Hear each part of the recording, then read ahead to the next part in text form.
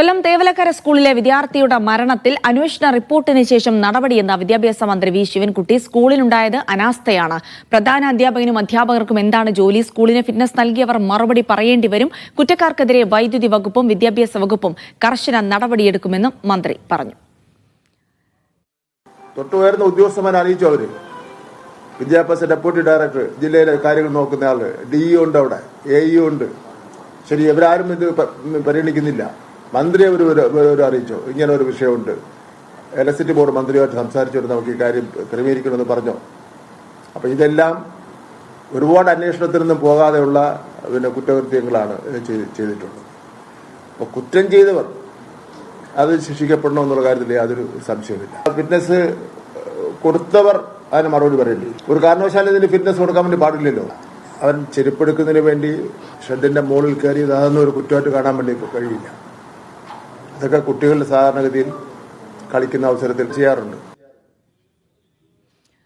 സനിസ ശോഭാചന്ദ്രൻ തിരുവനന്തപുരത്ത് നിന്ന് വിവരങ്ങൾ നൽകും. സനിസ, മന്ത്രിയുടെ വാക്കുകൾ ശ്രദ്ധേയമാണ്. സ്കൂളിനെയോ അധികൃതരെയോ ഒരിക്കലും ന്യായീകരിക്കാൻ അദ്ദേഹം ശ്രമിച്ചതില്ല. മാത്രമല്ല, അദ്ദേഹത്തിന്റെ വാക്കുകളിൽ നിന്ന് വ്യക്തമാകുന്നത് റിപ്പോർട്ട് കിട്ടിയാൽ കർശന നടപടി ഉണ്ടാകുമെന്ന് തന്നെയാണ്. ഒപ്പം തന്നെ മിഥുനെ കുറ്റപ്പെടുത്തിയവർക്കും കൃത്യമായി മറുപടി നൽകുന്നുണ്ട് മന്ത്രി.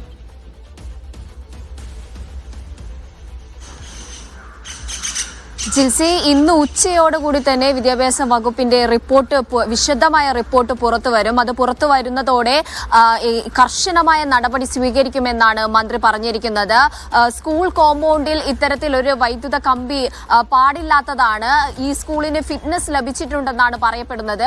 ഈ ഫിറ്റ്നസ് പരിശോധിക്കുമെന്നും ആരാണ് ഫിറ്റ്നസ് നൽകിയത് അവർക്കെതിരെ കർശന നടപടി ഉണ്ടാകുമെന്നാണ് മന്ത്രി പറയുന്നത്. കൂടാതെ ഈ കുട്ടി മരിച്ച സംഭവം കുടുംബത്തിന്റെ നഷ്ടമല്ല, ഇത് കേരളത്തിന്റെ നഷ്ടമാണെന്നും മന്ത്രി പറയുന്നു. ഈ കുട്ടിയെ കുറ്റപ്പെടുത്തി ഇന്നലെ ചിഞ്ചുറാണിയുടെ മന്ത്രിയുടെ അടക്കം പ്രതികരണം വന്നിട്ടുണ്ടായിരുന്നു. കുട്ടി എന്തിനാണ് അത്തരത്തിൽ ഇതിനു മേലേക്ക് കയറിയതെന്ന്. ഇത്തരത്തിൽ കുട്ടിയെ കുറ്റപ്പെടുത്താൻ കഴിയില്ല. ചിഞ്ചുറാണിയുടെ ഒരു പ്രസ്താവനയെ തള്ളുന്ന രീതിയിലായിരുന്നു മന്ത്രി സംസാരിച്ചത്. മന്ത്രിയുടെ പ്രതികരണം ഇത്തരത്തിൽ കുട്ടിയെ കുറ്റപ്പെടുത്താൻ കഴിയില്ല, കുട്ടികളായാൽ അങ്ങനെയാണ്, സ്കൂളായിരുന്നു ഇതിൽ സ്കൂളിന്റെ ഇതിലെ അനാസ്ഥയെന്ന് മന്ത്രി എടുത്തു പറയുന്നുണ്ട്. ഇത്തരത്തിൽ അപകടകരമായ ഒരു രീതിയിൽ ഒരു വൈദ്യുത ലൈൻ ഉണ്ടെങ്കിൽ എന്തുകൊണ്ട് സ്കൂൾ അധികൃതർ KSEB അറിയിച്ചില്ല? KSEB അറിയിച്ചിട്ടുണ്ടെങ്കിൽ അതിന് നടപടി എടുക്കും വരെ എന്തുകൊണ്ട് നിരന്തരം അറിയിച്ചില്ല? ഇത്തരത്തിൽ വീഴ്ചയുണ്ടായവർക്കെതിരെയൊക്കെ നടപടി ഉണ്ടാകും.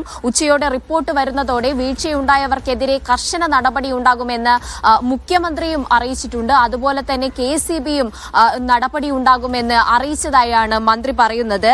കൂടാതെ സ്കൂൾ തുറക്കുന്നതിന് മുൻപേ നിരവധി യോഗങ്ങൾ നടത്തിയിരുന്നു. വ്യക്തമായ സർക്കുലർ ഉണ്ട് സ്കൂളിന്റെ നടത്തിപ്പുമായി ബന്ധപ്പെട്ട്.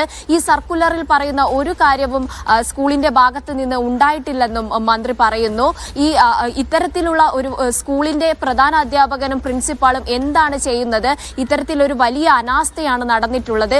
ഈ അനാസ്ഥയിൽ കർശന നടപടി ഉണ്ടാകും. റിപ്പോർട്ട് അധ്യാപകർക്കെതിരെ നടപടി ഉണ്ടാകുമോ എന്ന ചോദ്യത്തിന് റിപ്പോർട്ട് വന്ന് അത് പരിശോധിച്ച് കർശന നടപടി ഉണ്ടാകുമെന്ന് തന്നെയാണ് മന്ത്രി ആവർത്തിച്ച് പറയുന്നത്. വളരെ ദുഃഖകരമായ ഒരു സംഭവമാണ് നടന്നിരിക്കുന്നത്.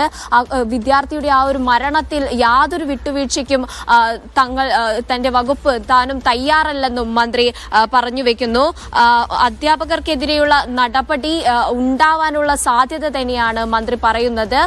ഇന്ന് ഉച്ചയോടുകൂടി തന്നെ റിപ്പോർട്ട് ലഭ്യമാകും. ഫിറ്റ്നസ് ആര് നൽകി, അതുപോലെ തന്നെ ഏത് തരത്തിലുള്ള അനാസ്ഥയാണ് സ്കൂളിന്റെ ഭാഗത്തു നിന്നുണ്ടായിട്ടുള്ളത്, എന്തുകൊണ്ട് മേലുദ്യോഗസ്ഥരെ ഇത്തരത്തിലൊരു വൈദ്യുത ലൈൻ ഉള്ളത് അറിയിച്ചില്ല, ഫിറ്റ്നസ് മുതലായവ കണക്കിലെടുത്ത് റിപ്പോർട്ട് വന്നയുടൻ തന്നെ കർശന നടപടി ഉണ്ടാകുമെന്നാണ് മന്ത്രി പറയുന്നത്. ജിൽസി, ശരി, സനിസ ശോഭാചന്ദ്രനാണ് വിവരങ്ങൾ നൽകിയത്. വിദ്യാഭ്യാസ മന്ത്രിയുടെ വാക്കുകൾ പ്രതീക്ഷ നൽകുന്നതാണ്. കൃത്യമായി ഒരു അന്വേഷണത്തിന് ശേഷം റിപ്പോർട്ട് കിട്ടിയ ശേഷം നടപടി ഉണ്ടാകും. മാത്രമല്ല, സ്കൂൾ അധികൃതരെ ന്യായീകരിക്കാനോ സംരക്ഷിക്കാനോ നിൽക്കാതെ അവരുടെ തെറ്റുകൾ ചൂണ്ടിക്കാട്ടി തന്നെയാണ് മന്ത്രി ഇന്ന് വാർത്താ സമ്മേളനത്തിൽ എത്തിയത് എന്നുള്ളത് കൂടി ശ്രദ്ധേയമാണ്.